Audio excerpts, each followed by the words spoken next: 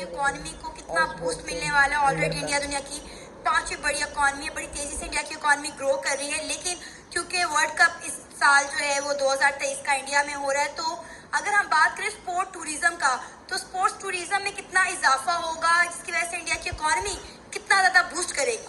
जी, सबसे पहले तो बात करें, इंडिया की इकोनॉमी पहले ही बहुत स्ट्रांग हो चुकी है और वो अपना टारगेट भी रख चुके हैं 2025 में तीसरे नंबर पे आने का।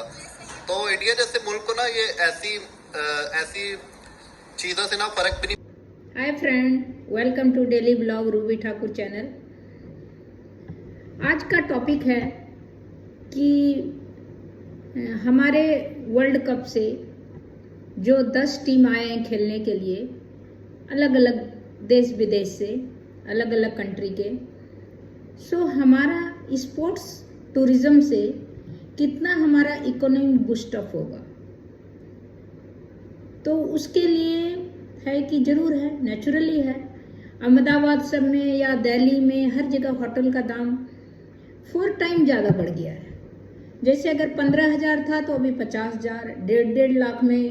अहमदाबाद में जो अभी 14 तारीख को इंडिया वर्सेस पाकिस्तान जो मैच होने वाला है, उसमें होटल का कॉस्ट ज़बरदस्त बढ़ गया है। जो 15-20 हज़ार में होटल मिलता था, वो होटल अभी 50-50 हज़ार, 1.5 लाख, 1 लाख, और अभी तो जगह भी नहीं है खाली। अभी अगर कोई ऑफिशियल काम से जाना चाहे तो उसको जगह नहीं मिलेगा।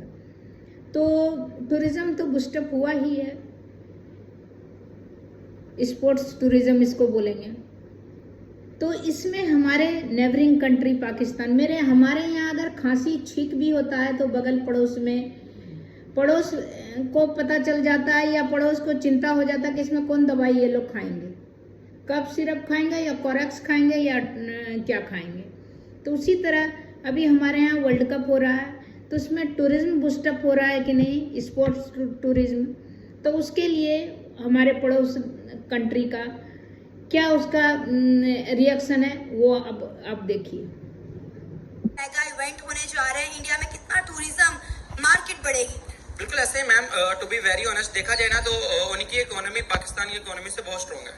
अगर दोनों का कंपैरिजन किया जाए ना, हम अभी भी उसी चीज में अटके हुए कि वो भी चोर है, उसने हमारा नुकसान कर दिया है, लेकिन इंडिया इन चीजों से बाहर आ चुका है। अगर आप अभी भी देखें ना तो वो इलेक्ट्रिक कार्स कर चुके हैं, और जितना सुनने में आता है 2025 से 2027 तक उनको पेट्रोल की जरूरत नहीं है, वो इलेक्ट्रिक पे शिफ्ट हो रहे हैं, और वहाँ पे बिजली का बिल भी इतना नहीं है। क्योंकि ऐसा पाकिस्तानी आप गालियां देते हैं इंडिया को, सभी देते हैं कि जी इंडिया ने ये कर दिया, उन्होंने हमला भी कर दिया।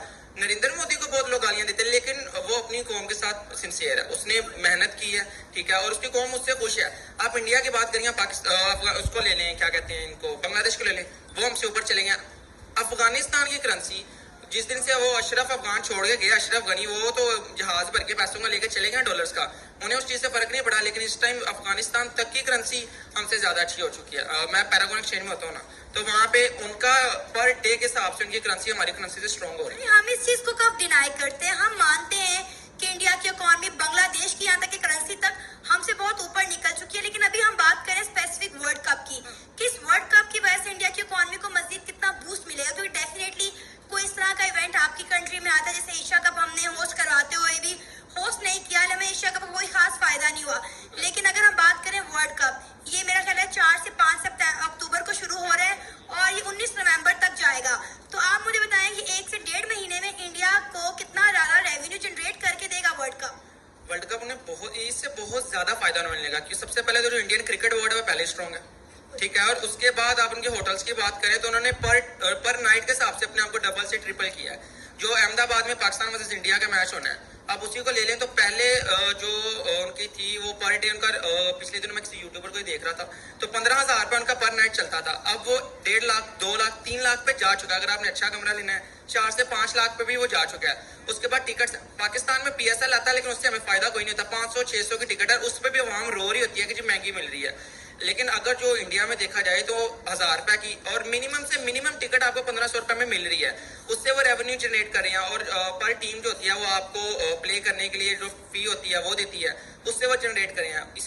पिछला जो वर्ल्ड कप हुआ है, ठीक है, I think so England and Wales में हुआ है, वो आप देखें ना तो उनको जो विनिंग प्राइस थी वो थी 7 करोड़ पे। इस दफा वो भी डबल हो चुके हैं, वो 14 करोड़ पे आई थिंक सो इतना मिल रही है विनर को, और 7 करोड़ उनके रनर अप को मिल रही है। डेफिनेटली अगर वो कमा रहे हैं तो फिर ही दे रहे हैं ना, बहुत ज्यादा उनको बूस्ट मिलेगा और वो हमसे ऊपर चले जाएंगे। देखें कि कितने इंटरनेशनल टूरिज्म इंडिया में आएगा।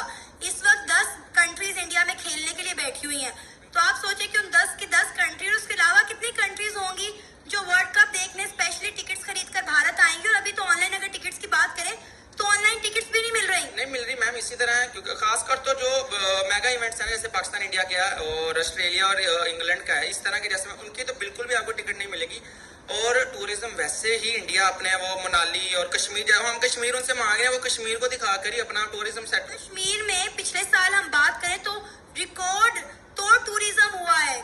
बिल्कुल इसी तरह मैम, देखें हर चीज होती है जो आपको दिखाना आना चाहिए। पाकिस्तान